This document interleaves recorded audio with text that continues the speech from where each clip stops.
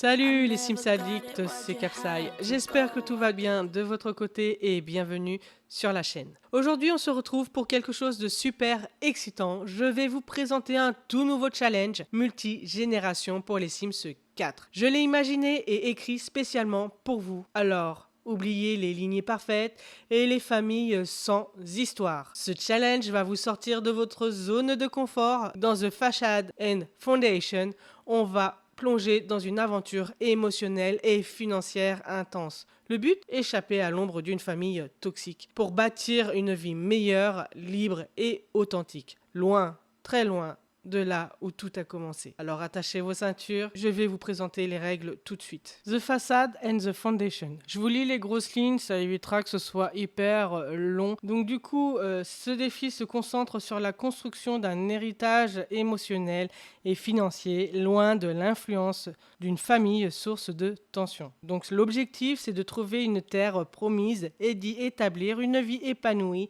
sur plusieurs générations. La génération 1, donc les pionniers, la rupture. C'est un couple fondateur qui devra établir son indépendance et son bonheur, briser le cycle de la toxicité familiale et poser les bases de sa propre fondation. Pour cette génération, vous allez devoir commencer par deux Sims en couple, mariés ou non. Les jauges pour l'amitié et l'amour devront être au max. La somme de départ sera de 50 000 Simflouz pour s'installer. C'est leur seule aide financière venue de l'extérieur. Créez un membre de la famille d'un des Sims en couple, père, mère, frère, sœur, ce que vous voulez, celui qui sera toxique. Vous assurez que leur relation soit déjà neutre ou légèrement négative. Optionnel mais recommandé, créer les parents du sim non liés aux parents toxiques, avec des relations très bonnes pour les deux membres de ce couple. Passons maintenant aux règles et au gameplay. Visite toxique et réputation. Un membre de la famille toxique problématique, celui que vous aurez défini dès le départ, doit rendre visite au couple régulièrement, au moins une fois par semaine. Chaque visite doit entraîner une baisse significative de l'amitié entre le sim ciblé et le visiteur toxique. La réputation du sim ciblé doit être constamment menacée par les commérages. On peut simuler cela en baissant sa réputation sociale en racontant des situations dénigrantes du sim ciblé auprès d'autres sims. Pour ce qui est de l'indépendance financière et émotionnelle, le couple ne doit accepter aucun simflouz ni aucun objet de la famille problématique. Leur point de départ financier est celle que vous avez définie dès le départ, soit les 50 000 simflouz. Leur seule source de revenus, ce sera celui de leur carrière. Choisissez des carrières qui reflètent les désirs d'indépendance comme la créativité, la technologie ou encore l'alimentation. Bien-être du couple. Les barres d'amitié et d'amour entre les deux Sims devront rester au maximum la plupart du temps. S'ils sont stressés, votre couple doit trouver et gérer les situations, soit par une activité commune ou soit par la communication. Premières économies. Le couple doit économiser une somme significative de 250 000 simflouz pour prouver qu'ils peuvent réussir sans l'aide de leur famille toxique. Cet argent est le capital pour la prochaine génération. L'ombre parentale. Le sim dont le parent est problématique doit lutter sans cesse avec des moodlets négatifs liés à ce parent. Tristesse, colère, stress, chaque fois qu'il est présent ou mentionné. Faites en sorte que son ou sa partenaire le soutienne et le réconforte. L'objectif final pour la première génération, avoir un ou plusieurs enfants et s'assurer qu'il grandit dans un foyer aimant, loin de l'influence directe du parent toxique. Les enfants de cette génération ne doivent avoir que des relations amicales avec le sim toxique et des relations adorables avec la famille de l'autre Sims. À partir de là, la génération numéro 2 va pouvoir commencer. C'est l'héritier ou l'héritière, la quête d'ailleurs. Le démarrage commence avec l'enfant des pionniers, l'héritier ou l'héritière, devenu un jeune adulte. Ce sim peut être célibataire ou déjà en couple, cela n'a aucune importance pour les règles de départ. L'accent sera surtout mis sur sa quête personnelle. Les fonds de départ pour cet héritier ou cette héritière démarrent avec les 250 simflouz économisés par la génération numéro 1. Si tu déplaces l'héritier ou l'héritière dans un nouveau foyer, assure-toi de transférer ces fonds via triche ou autrement si nécessaire. Relations familiales. Les relations avec ses parents, les pionniers, doivent être au maximum. Si le parent toxique de la génération 1 est toujours en vie, la relation de l'héritier avec lui ou elle doit être neutre ou légèrement négative. Les règles et le gameplay. Le fardeau de l'héritage. Cet enfant doit hériter d'un trait de caractère qui le rend sensible à la pression et aux relations familiales complexes. Par exemple, paresseux s'il est facilement découragé. Sensationnel s'il recherche la nouveauté. Mal à l'aise socialement, etc. etc. Exploration urbaine. Ce sim doit voyager dans au moins 2 autres mondes, hors de la ville de départ, pour visiter et évaluer les possibilités de déménagement.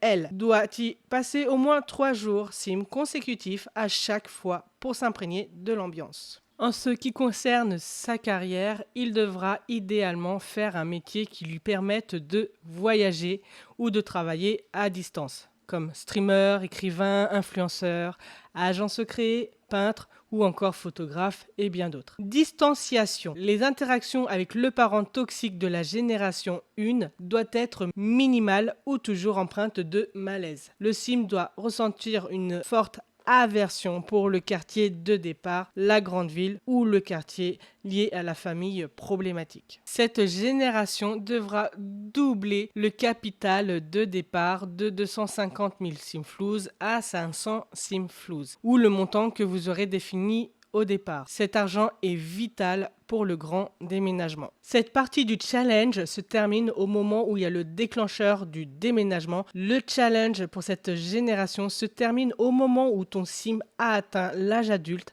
et a suffisamment de fonds pour le déménagement. Il devra avoir un ou plusieurs enfants. C'est à la fin de cette génération que tu décideras dans quel monde la famille va s'installer.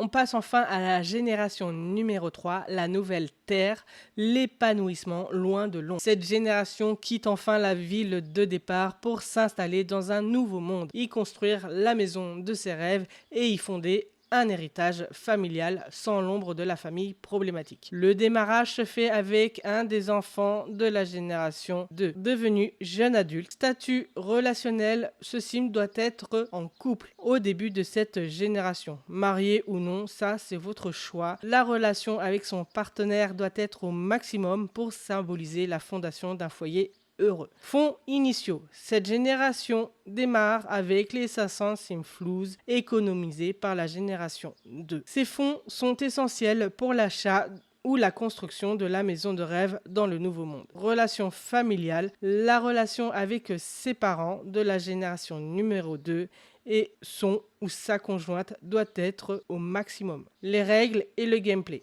Avec cette génération, vous allez pouvoir enfin déménager dans un nouveau monde. Choisissez-en un de préférence que vous n'avez encore pas exploré ou voire très peu exploré. Par exemple, Windenburg ou un autre monde d'un pack d'extension. Bon, bref. Maison de rêve. Ils doivent construire ou acheter une maison d'une valeur significative, par exemple 200 000 simflouz minimum, qui reflète leur style et leur valeur, loin du style ostentatoire ou contraignant de la famille d'origine. L'héritage positif. Cette génération doit avoir une relation parfaite, barre verte au maximum, avec ses parents, donc l'héritier ou l'héritière de la génération numéro 2. Succès épais. Atteindre le sommet d'une carrière choisie et avoir une famille heureuse. Cela montrera que le cycle de la toxicité est enfin brisé. Plus jamais la ville de départ. Aucun membre de cette famille au niveau de cette génération ne doit retourner vivre dans la ville de départ. Évidemment, les visites occasionnelles sont quant à elles permises pour voir les grands-parents bienveillants s'ils sont encore en vie, etc., etc. Et voilà les Sims Addicts, c'est la fin de cette présentation du challenge The Facade and the Foundation. J'espère que ça vous aura donné envie de vous lancer dans cette aventure épique. Toutes les règles détaillées génération par génération sont disponibles dans la description de cette vidéo et bien sûr vous les retrouverez également sur mon Patreon. N'hésitez pas à me dire en commentaire si vous comptez relever le défi, si vous avez rencontré des difficultés. Bref, je me ferai un plaisir d'échanger avec vous. À très vite pour de nouvelles vidéos. Prenez bien soin de vous et de vos proches. Bisous bisous. Ciao ciao. Rempli de danse, abonne-toi sans hésiter et plonge en mode chill pour te régaler.